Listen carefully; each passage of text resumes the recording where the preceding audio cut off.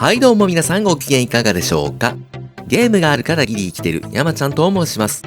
今回は Steam で2021年4月上旬リリース予定の面白そうな作品を紹介していきます。来週の29日午前2時からは Steam シミュレーションフェスホビーエディションが開催されます。このイベントでは仕事や趣味がテーマのシミュレーションゲームにスポットを当て、様々なゲームの割引のほか、開発者によるライブストリーミングなども行われるとのことです。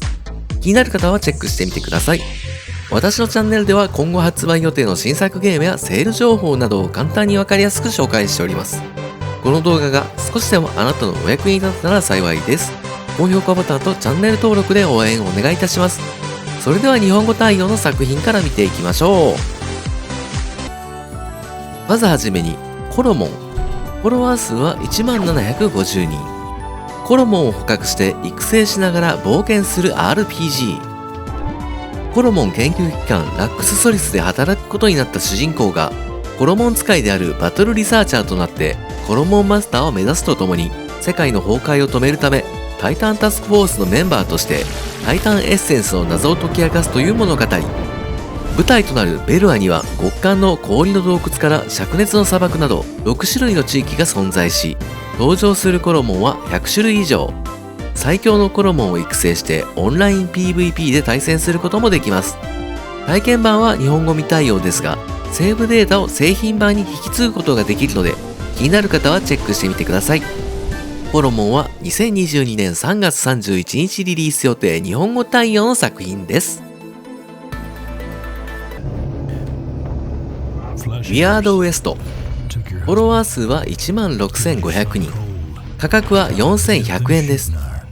西部開拓時代とダークファンタジーの融合。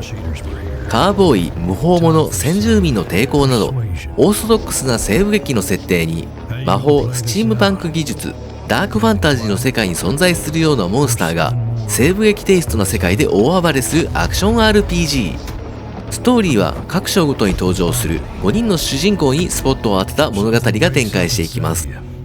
賞金稼ぎの女、半獣の呪いを受けたピックマン、守護者プロテクター、人狼のカーボーイ、そして魔法を使う預言者、個性豊かなキャラクターたちの物語は複雑に絡み合い、最終的には全てが繋がっていく展開になります。プレイヤーキャラの行動は過去の決断によって物語が変化し、他のキャラの世界にも反映されるので、非常にユニークなゲームプレイを楽しめます。西部開拓時代とダークファンタジーを融合させた見下ろし型視点で展開するアクション RPG。ウェアードウエストは2022年4月1日リリース予定日本語対応の作品です。セブンスライヤー。フォロワー数は91人。高評価フリーゲームの移植作品。本作は2013年のエイプリルフールの企画として、ファタモルガーナの館に登場したキャラクターを別の世界観で描くウェブサイト連動メタファンタジーノベル。主人公はフリーゲーム制作者のダークナイト。ヒット作も出ずのインディーゲーム制作者です。彼の運営するサイト、ロワイオンヘブンの BBS では、ダークナイトの書き込みが激減したため、常連たちが好き勝手に書き込みを行っていたのだが、突如ダークナイト本人からエイプリルフールに新作を出すとアップされる。新作のタイトルはセブンスコート。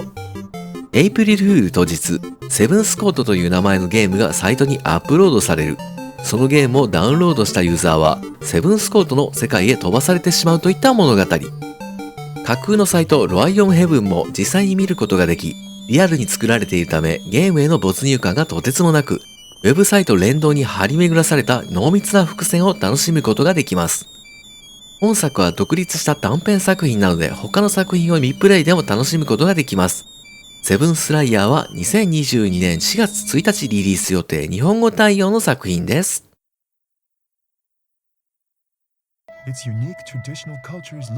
エドゼロゾンビアップライジング。フォロワー数は483人。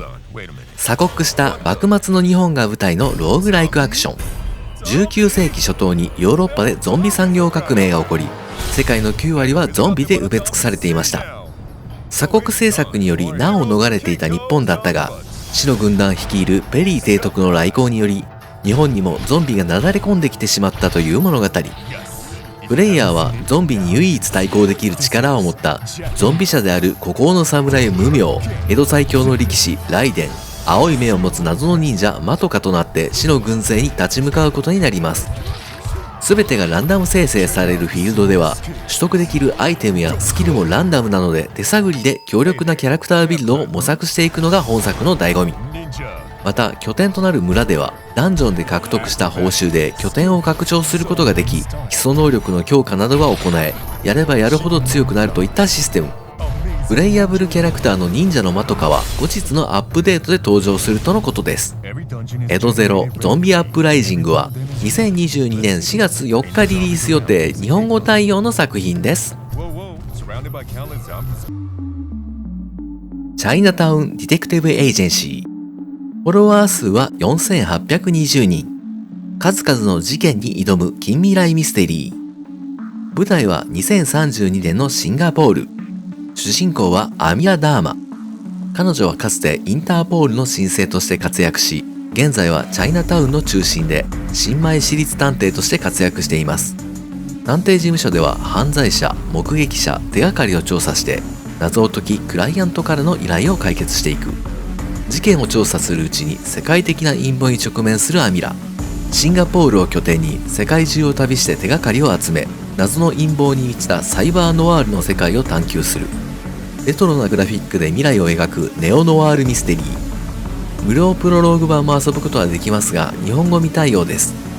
チャイナタウンディティクティブエージェンシーは2022年4月7日リリース予定、日本語対応の作品です。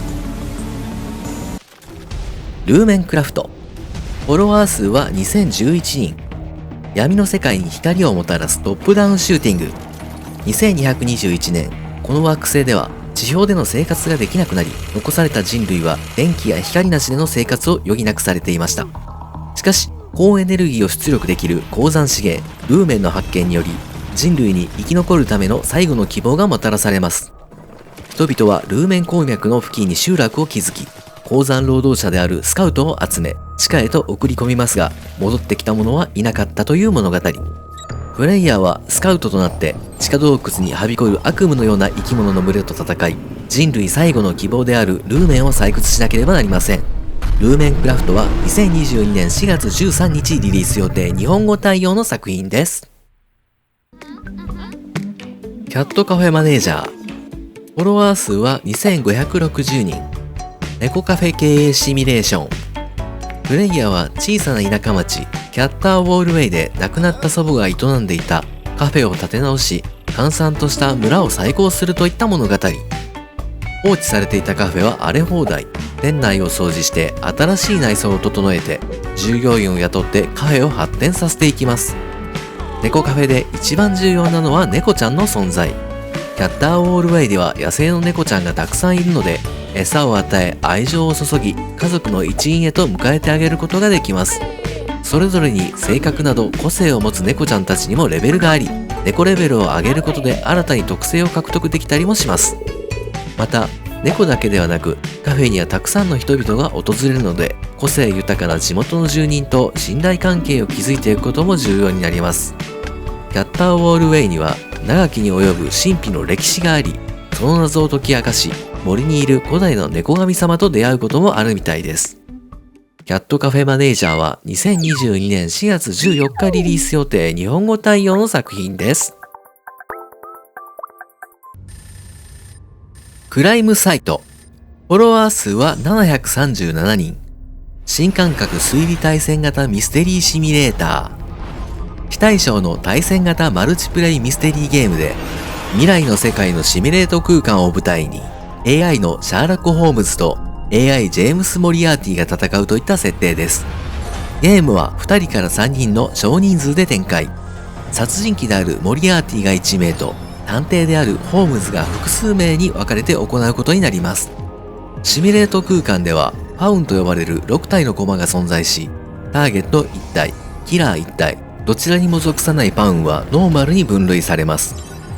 ホームズ側は6体のパウンを制御しながら、モリアーティの狙うターゲット1体と実行犯となるキラーを推理することで勝利します。反対に殺人鬼モリアーティ側もパウンを制御しながら、キラーを使ってターゲットを殺害を目指します。ただし、ターゲットだけは制御することができないといった特徴があります。また、キラーによるターゲットの殺害条件として、キラーが凶器を所持していること、キラーとターゲットが同じエリアにいること、その部屋に有効な視界を持ったノーマルのパウンが一体もいないこと、この全てを満たしターゲットを殺害することで勝利となります。細かいルールやゲーム設定はこの尺では説明できないので、公式ページやプレイ動画を参考にしてください。4月7日まで先行体験会も募集されているので、興味がある方は公式サイトを見てみてください。面白そうなので私も申し込んでみました。クライムサイトは2022年4月15日リリース予定日本語対応の作品です。はい、ここからは日本語未対応の作品の紹介です。スターシップトゥルーパーズテランコマンド。フォロワー数は36,400人。映画スターシップトゥルーパーズの世界を舞台にしたリアルタイムストラテジー。機動歩兵を指揮して昆虫型宇宙生物アラクニドバグスの脅威と戦っていく。ストーリーキャンペーンでは砂漠の採掘惑星クワラシャを舞台にアラクニドバグズの出現によって生活を虐げられてしまった人々を救うために様々な部隊を率いて惑星を取り戻すために戦います。また戦場での選択や戦闘結果はその後のストーリーとミッションの方向性に影響を与えていくことになります。進軍するだけではなく基地や施設を防衛するタワーディフェンス的な戦闘も楽しめます。スターシップトゥルーパーズデランコマンドは2022年4月1日リリース予定日本語未対応の作品です。ジャニターブリーズ。フォロワー数は284人。寂れたゲームセンターが舞台のレトロ風ホラーアドベンチャー。交通事故に遭った主人公が暗い森の中で古いゲームセンターを見つけます。ゲームセンター内を調べていくうちにまだ稼働しているジャニターと呼ばれる不気味なアーケード筐体に引き寄せられたプレイヤーはジャニターをプレイしてしまいます。それは決してプレイしてはならない呪われたアーケードマシーンだったという物語。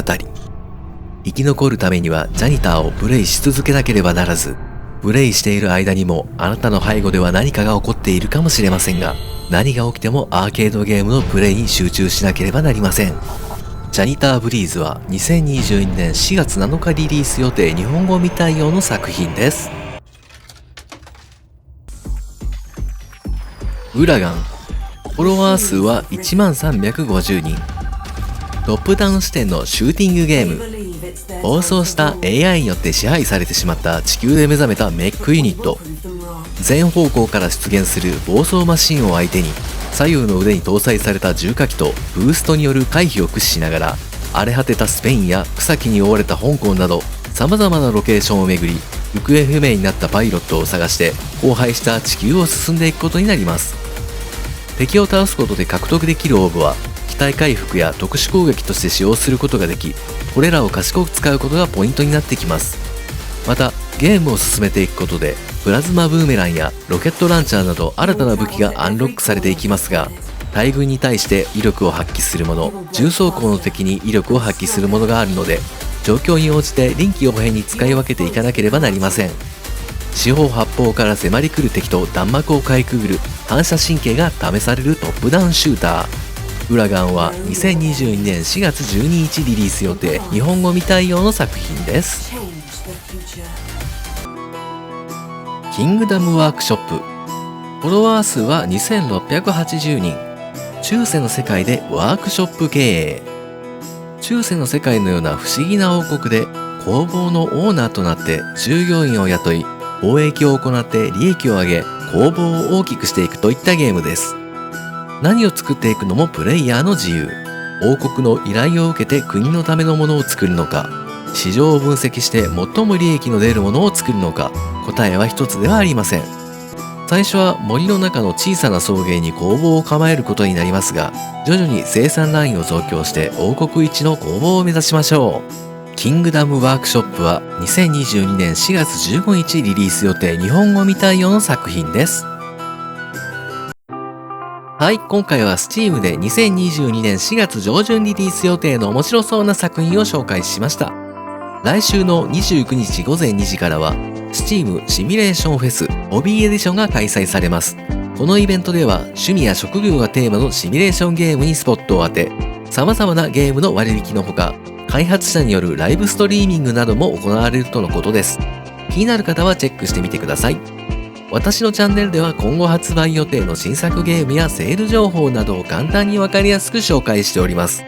この動画が少しでもあなたのお役に立てたら幸いです。